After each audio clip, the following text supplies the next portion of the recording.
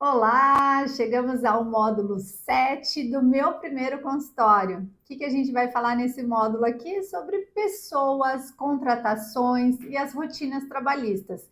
Como que vai ser a sua equipe ali do seu primeiro consultório? Vamos lá?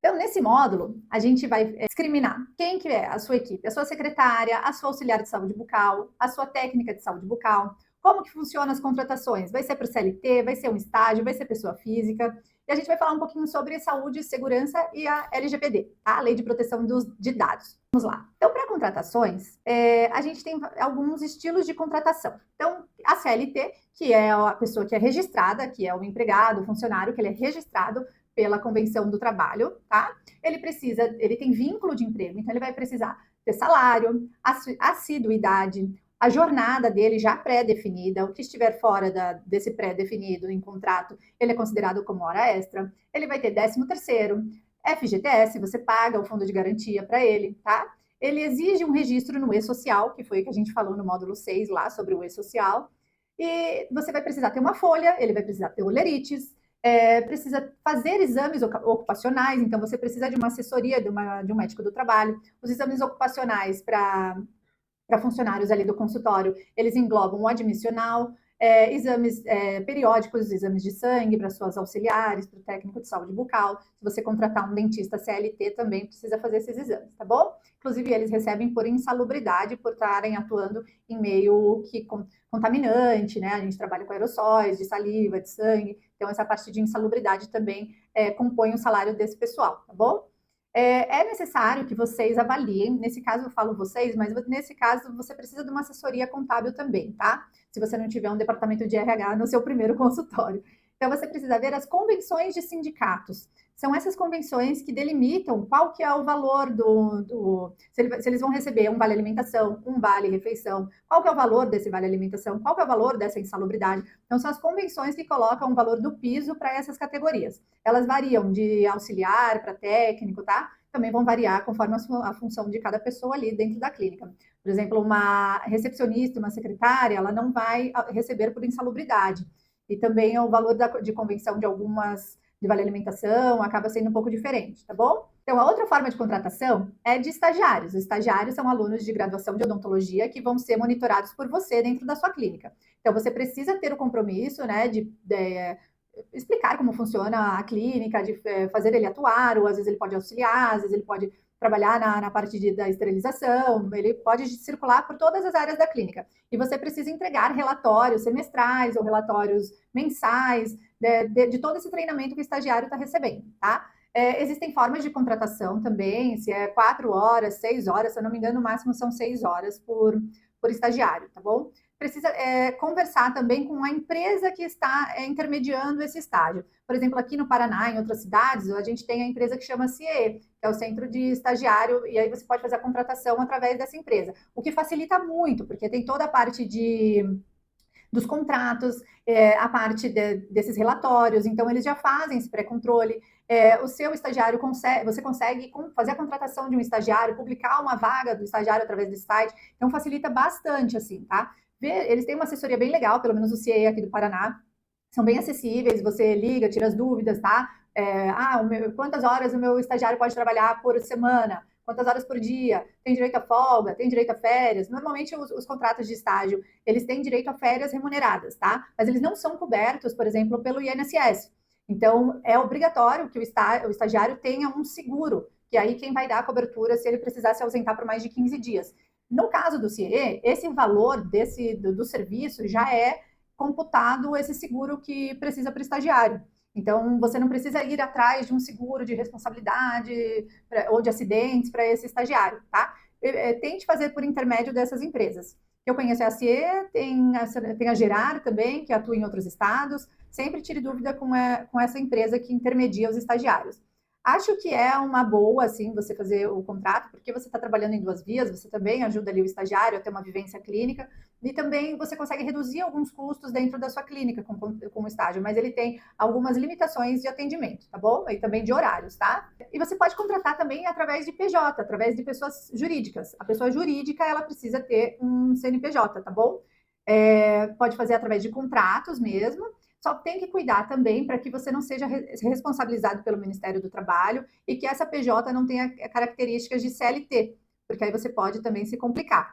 Como que pode não ter características de CLT? Você não pode comprovar, não pode ter subordinação, né, dessa pessoa jurídica, não pode ter hierarquia ali dentro do seu consultório, e essa pessoa ela não pode ter assiduidade. Assiduidade é, por exemplo, ela vai de terça e quinta-feira, das 8 às 5 da tarde, com uma hora de almoço. Também isso caracteriza vínculo empregatício. Caracterizou, você vai ter, se essa pessoa entrar judicialmente com você na saída ali da prestação de serviço, alegando que ela tinha características de CLT, aí você leva um processo do Ministério do Trabalho e precisa fazer toda essa negociação e pagar todo o retroativo do período que essa pessoa prestou como funcionário CLT. Aí descaracteriza a pessoa jurídica, tá? Os documentos que você precisa. Contratos, né? Essa parte de contratação, eu acho que é muito interessante já pedir também um auxílio contábil para que faça todo o contrato de admissão, né? Essa parte de emissão do FGTS, tudo do seu funcionário, cálculo de férias, cálculo de 13º, tá? Nesse contrato você vai ter a descrição do cargo, tem que ter um contrato também agora sobre LGPD, que é da política de privacidade, termo de confidencialidade, termo de sigilo, também é importante você ter com seus funcionários, com seus colaboradores, uma ficha de treinamento, que são os POPs, que a gente já reforçou bastante. Assim, na primeira pessoa que você já contratar, já vá fazendo esse POP, já vai fazendo um playbook de como essa pessoa vai atuar, tudo que ela precisa, porque aí você já fica com isso registrado para que um próximo, se de repente você contratar uma segunda pessoa ou tiver uma troca de funcionário, isso daí já está bem estabelecido. Aí você já evita um retrabalho ali de treinamento, tá?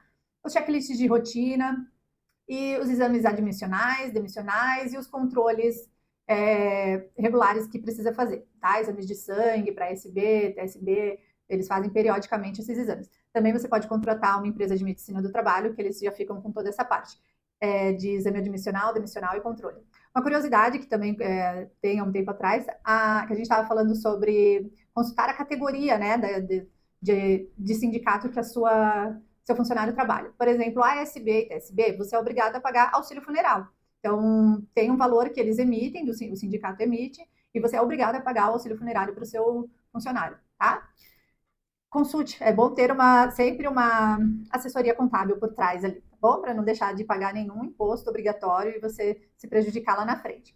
Sobre a saúde e segurança no trabalho, já falei um pouco sobre essa auditoria médica, né, de medicina do trabalho, que é a PCMSO, que aí ela é baseada na normativa NR7, que é um programa de médico que aí tem os exames periódicos, os exames admissionais, exames de retorno ao trabalho, tá? Mudança de função também precisa ser registrado. E até quando, por exemplo, você tem uma recepcionista e ela se tornou uma SB, então ela vai ter que fazer outros exames, ela vai ter que mudar o contrato dela de trabalho, tá? Tem a PGR e NR1, que aí você também precisa colocar um inventário de riscos, tem um plano de ação, então precisa ter lá fixado em algum lugar visível, se a pessoa se cortou ou se perfurou, para onde ela vai ser encaminhada, para o Hospital do Trabalhador de Curitiba, e aí tem que ter o endereço do hospital, aquilo sempre tem que estar visível para assim que acontecer algum acidente ou apresentar algum risco, ela já olhar para aquele POP, olhar para aquele plano que está fixado ali num lugar visível e já seguir aquele protocolo, tá? A gente está falando aqui riscos de agentes biológicos, químicos, tá? Tem que pensar em ergonomia, como que esse auxiliar vai trabalhar também. A parte de radiação também, se você trabalhar com radiologia no seu consultório, tá? Fora as outras coisas, EPIs obrigatórios, então, máscara, luva, jaleco, face shield, cabelo preso, sapato fechado, uniforme, tá bom? A parte de treinamento, parte de vacinação, protocolos de higiene das mãos, prevenção de acidentes com pérfuro cortantes, isso também tem que ser treinado, por exemplo, a captura de uma agulha, né, de uma carpule, e como que funcionam as condutas de pós-exposição. Por isso é muito importante os POPs, os planos operacionais. Isso tem que estar bem descrito no seu consultório. Tempo para cá, né, em torno de 5 anos, mais ou menos, talvez um pouco mais, a LGPD começou a ser obrigatória. Então, a gente precisa fazer a proteção de dados sensíveis, não só dos seus funcionários, como dos pacientes também, tá bom? E a gente precisa definir qual que é a base legal que vai ser, né? Quem que vai arquivar isso, onde a gente pode deixar toda a documentação arquivada, isso não pode ser exposto. Cuidado com seus pacientes para redes sociais, isso está bem delicado. Cuidado também, uma coisa que a gente já estava fazendo há um tempo e você precisa ficar um pouco mais de olho, é o compartilhamento de exames do seu paciente. Seu paciente mandou ali pelo WhatsApp o exame dele, aí você vai mandar para um dentista para ele avaliar. Então, cuidado com esse compartilhamento, tá? É interessante, dentro desses aplicativos de gestão do consultório, você já tem alguns contratos de LGPD certinhos, tá? Você pode consultar também dentro de alguns conselhos regionais, que eles têm contratos prontos também, você só precisa adaptar. Mas cuidado com essa parte de redes sociais, tá bom? Sempre que você fizer a entrega de uma documentação para o seu paciente, isso precisa ser registrado, anexe a ficha dele, a parte documental, toda essa parte que envolve dados sensíveis são os dados até de imagens, né? Então, a foto de um dente, foto do um raio-x de um dente, o nome da pessoa, a idade da pessoa, CPF, aí data de nascimento, aí já vai ficando um pouquinho mais complicado. Então, tem que ter essa parte de proteção dos dados pessoais dos seus funcionários e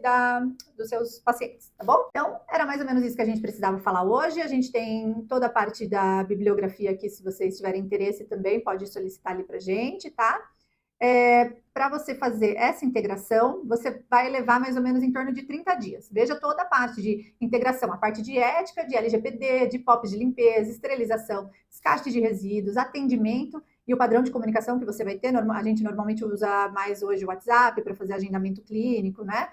As rotinas do seu consultório, também deixa isso bem certinho. E você pode fazer para treinamento simulações supervisionadas, avaliar a competência, a validação desses desempenhos depois que as pessoas tiverem o treinamento. Então, é isso que a gente tem para falar sobre pessoas, contratações e as rotinas trabalhistas. Esse é o módulo 7. Espero que eu tenha te ajudado. E a minha recomendação é que você tenha uma assessoria, tanto jurídica quanto de medicina do trabalho, para esse tipo de emissão de notas, né? De notas não. Emissão de FGTS, contratações, exames admissionais, demissionais, tá bom? Até o próximo módulo e te vejo no módulo 8, que a gente vai falar sobre convênios, parcerias, captação de paciente e marketing. Até a próxima!